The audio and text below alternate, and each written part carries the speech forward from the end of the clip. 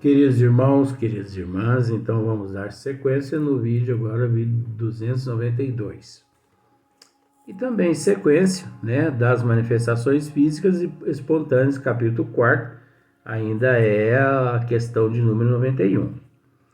Então Kardec aqui, ele diz assim: é o que os estudos espíritas nos ensinam do modo menos contestável pelos meios que nos facultam de nos comunicarmos com eles. Então, por isso que nós sabemos que a doutrina dos espíritos é essa bússola, onde nós podemos recorrer e, a partir de então, nos inteirarmos de todos os fatos. Porque se nós pararmos para analisar, como já dissemos, tudo encontra-se esmiuçado. Só depende de nós abraçar a responsabilidade, o estudo. Por isso que Kardec, no Livro dos Médiuns, no princípio ele nos orienta. Recomendamos que todos aqueles interessados, nesta ciência, comece pela teoria e não pela prática. Agora, as pessoas são tão afoitas que elas começam de trás para frente. Como já disse aqui outras vezes, seria o mesmo que começar a construção de um edifício de cima para baixo. Um edifício de 10 andares, começar de cima para baixo.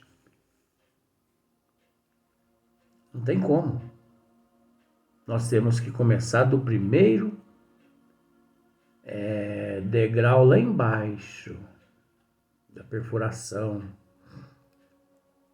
Só que o mais interessante, tudo que nós procuramos nas obras básicas, nós encontramos.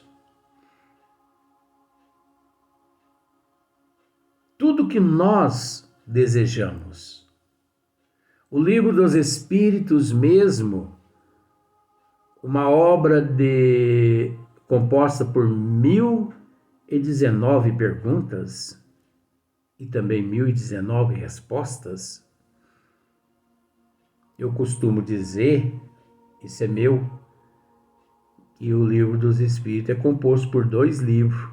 Um composto por perguntas e outro por respostas, porque ambas são sábias, tanto as perguntas quanto as respostas.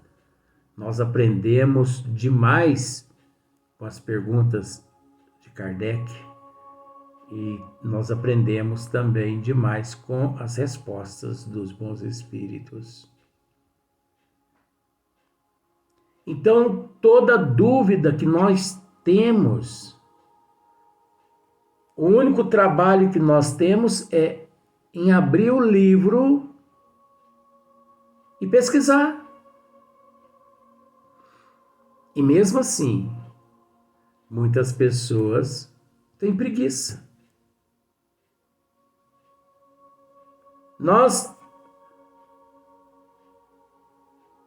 deveríamos amar o livro, tratar ele com carinho,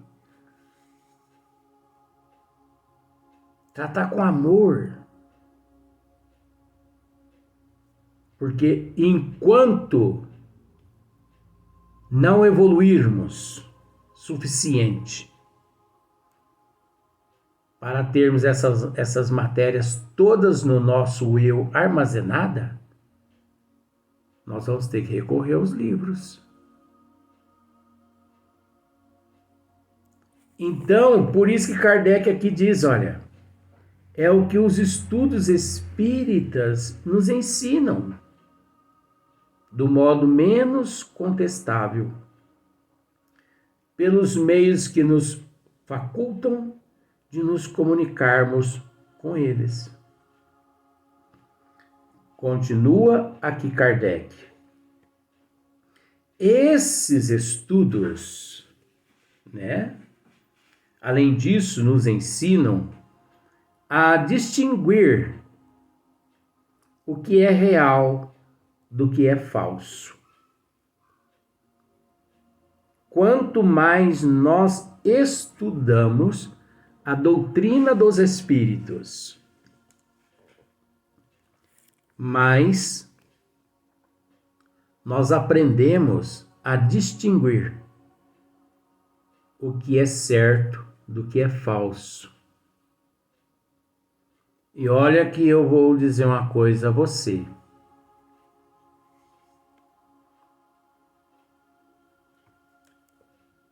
Eu tenho moral para dizer o que eu vou dizer agora. Durante esses 38 anos de doutrina dos espíritos, eu tenho visto em 100%, uns 98% em 100%, eu tenho 98% em 100% de charlatanismo, mistificação, esoterismo, animismo, por aí em diante. O número do que é falso é tão alarmante, mas tão alarmante, que, como se diz aquelas pessoas assim, místicas, nossa, só de falar até arrepio os braços, me dá arrepio nos braços. Mas o número de místicos, de charlatanismo é muito grande. As pessoas que têm conhecimento, essas são as que conseguem perceber onde é que está o erro, onde é que está a mistificação.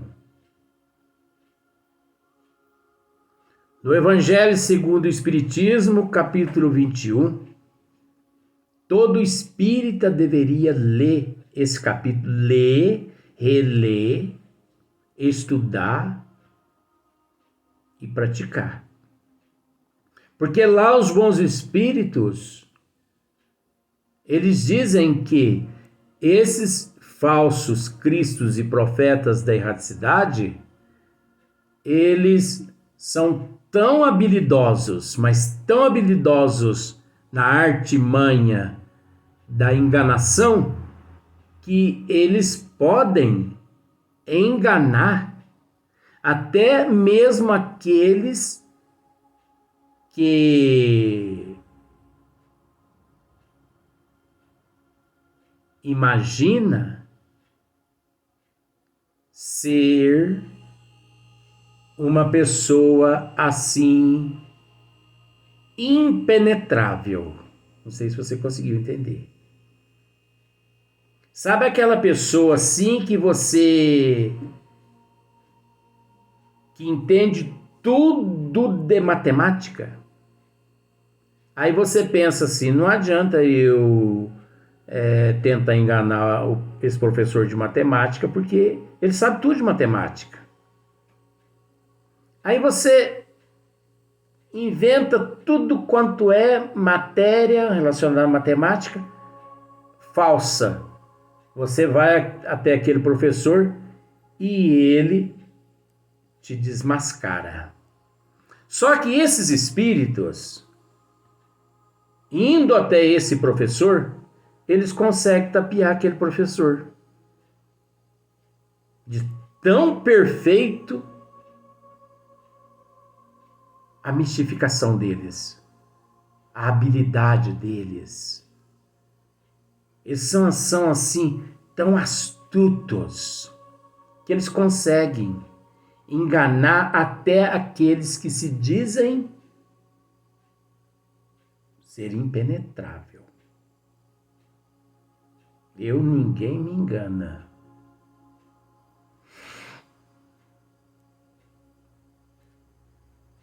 Então, só através dos estudos.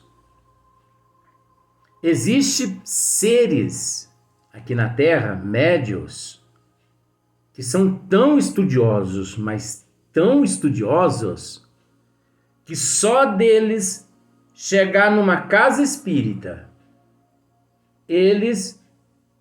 só deles entrar, eles já sabem se condiz ou se não condiz com Hippolyte Léon Denisard Rivail. Eles entram, batem os olhos nas paredes. Eles percebem se aquela casa ali está com Kardec ou não.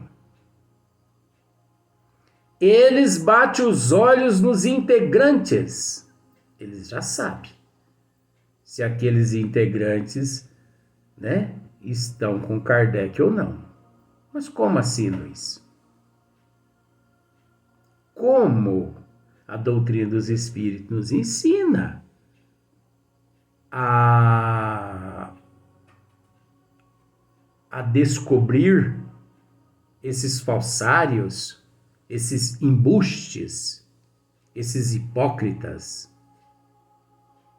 né? Você chega em uma casa espírita, que se dizem espíritas, né?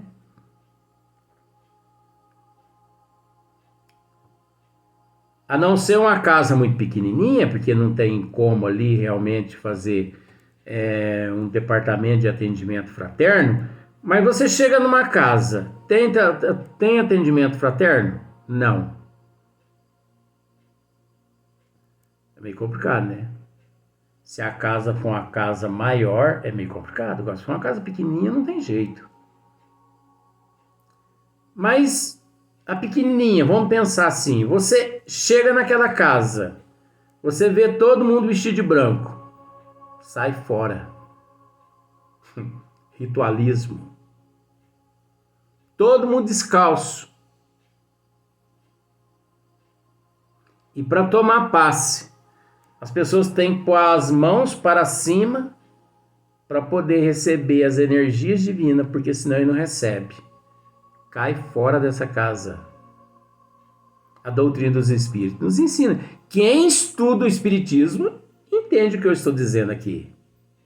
Você chega na casa espírita, você quer um outro macetezinho? Chega na casa espírita e procura saber onde encontram-se as garrafinhas de água para ser fluidificada. Se elas estiverem todas fechadinhas, tampadinhas, fica quietinho. Mas se elas estiverem todas destampadas, sai fora.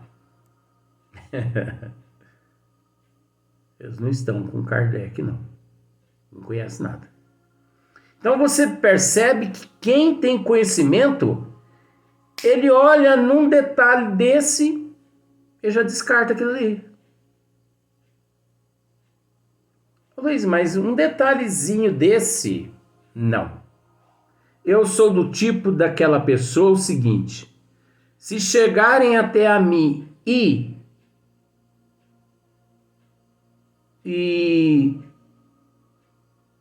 a pessoa chega até a mim e me diz 99 verdade e uma mentira, eu pego as 100 e jogo na lata de lixo. Eu não admito meia verdade, como Kardec não admitia meio fato. Para Kardec, ou era fato ou não era. Para Kardec, ou era fato ou não era. Eu não admito meia verdade. Luiz, mas 99 verdade a pessoa disse, porque ela mentiu uma vez, você jogou as 100 no lixo. Jogo todas. A verdade é a ausência da mentira. A mentira é a ausência da verdade. E em matéria da providência divina, nós não podemos querer burlar os desígnios das leis do Pai. Nós lidamos com coisas muito sérias. Então, onde nós aprendemos isso? Na literatura espírita. Na literatura espírita, sim, nas obras básicas. Né? Nas obras básicas. Então, quem tem conhecimento das obras básicas, ele chega numa casa espírita, e ele faz assim, ó. O que é isso aí? Ele tá sentindo um cheiro no ar, mas que cheiro? Cheiro de incenso. Cheiro de incenso? É. Ele vaza.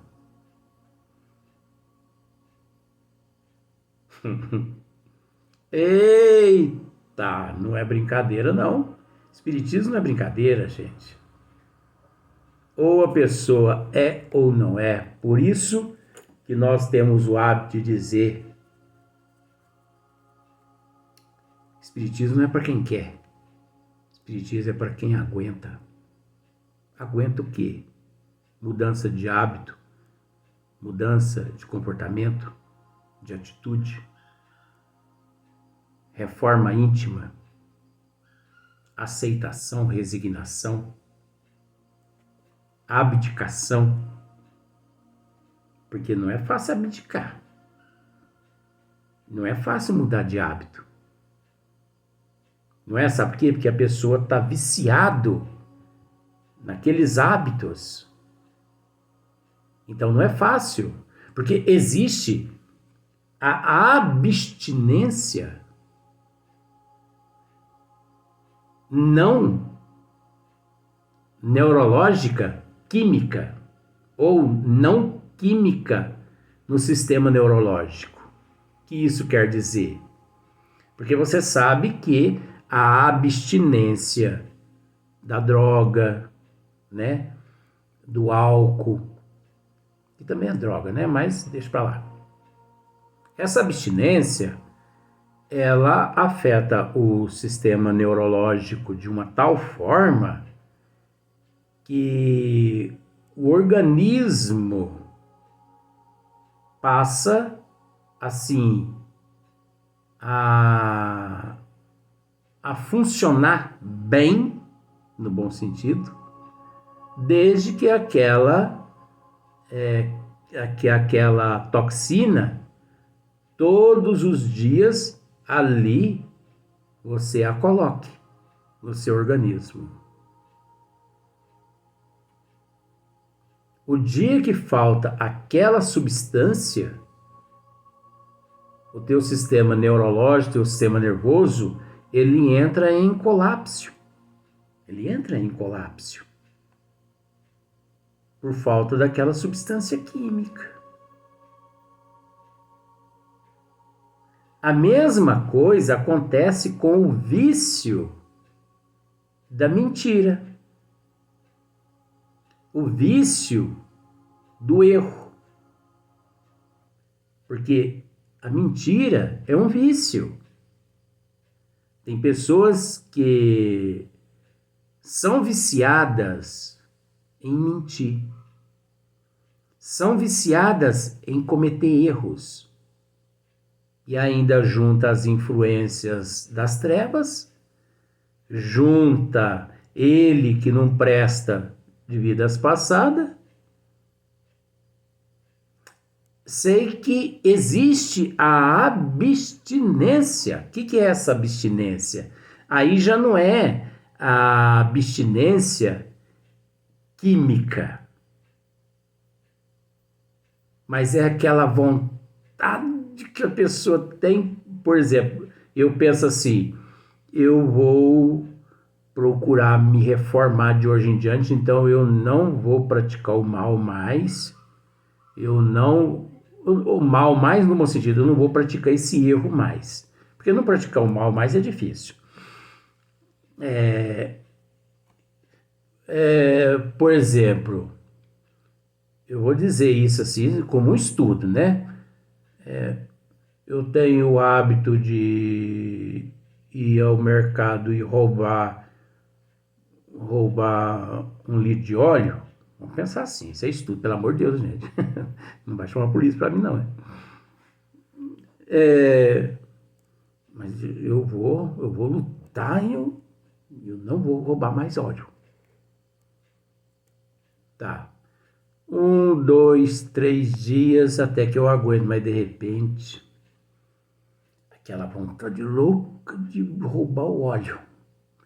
Eu tenho que roubar um óleo. Eu vou lá no mercado roubar um óleo.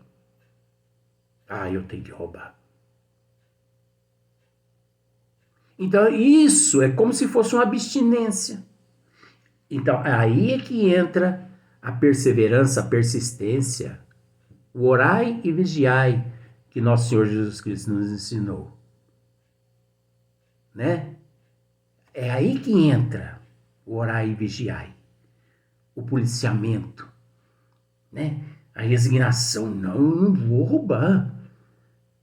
Ou eu penso assim, bom, mas se eu não for roubar lá no mercado, eu vou roubar na casa da Candinha.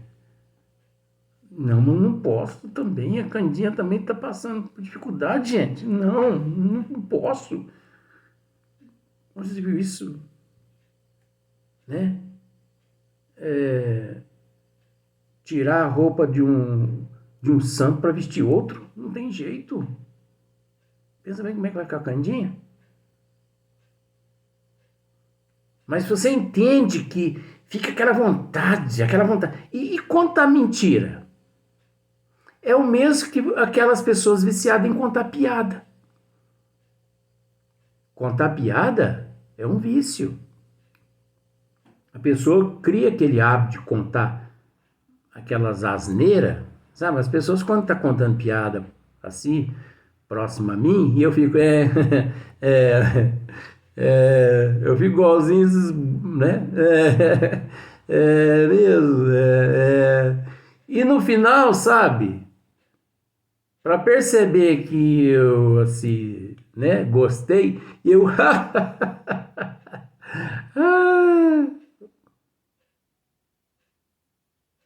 começo a sorrir só da boca para fora.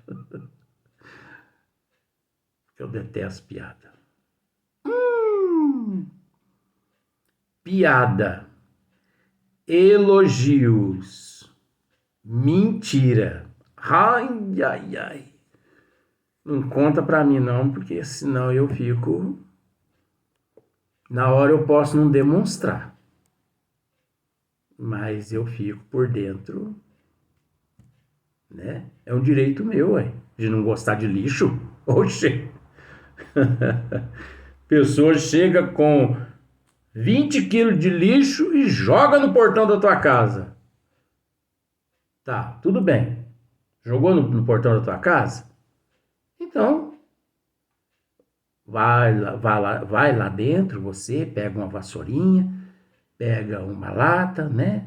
Esses sacos de lixo, varre aquilo ali, põe dentro do saco de lixo e põe ali no pé do poste ali. Não briga com a pessoa que jogou ali, não. Agora, você vai pegar aquele lixo todinho, colocar dentro do saco, daquela saca, perdão, viu? Porque não é saco, é saca. Você vai pegar aquela saca de lixo e vai trazer e colocar dentro do teu quarto? Não pode, gente. Nós, quem permitimos o que presta e o que não presta em nossa vida. A nossa vida, vou usar aquele termo, perdão, nossa vida é uma desgraça, culpa nossa. Nós quem permitimos, através de um sim ou de um não, que não soubemos em determinadas horas, dizer. Nós temos o direito de dizer sim ou não. Nós não podemos passar a mão na cabeça. O professor ele sempre me diz assim, meu filho, tudo que se começa errado, termina errado. Tudo que se começa bem, termina bem. Então, nós temos noção, nós sabemos o que é certo. Nós sabemos o que é errado, né? Então, nós vamos para o próximo vídeo, para depois dar sequência em mais um.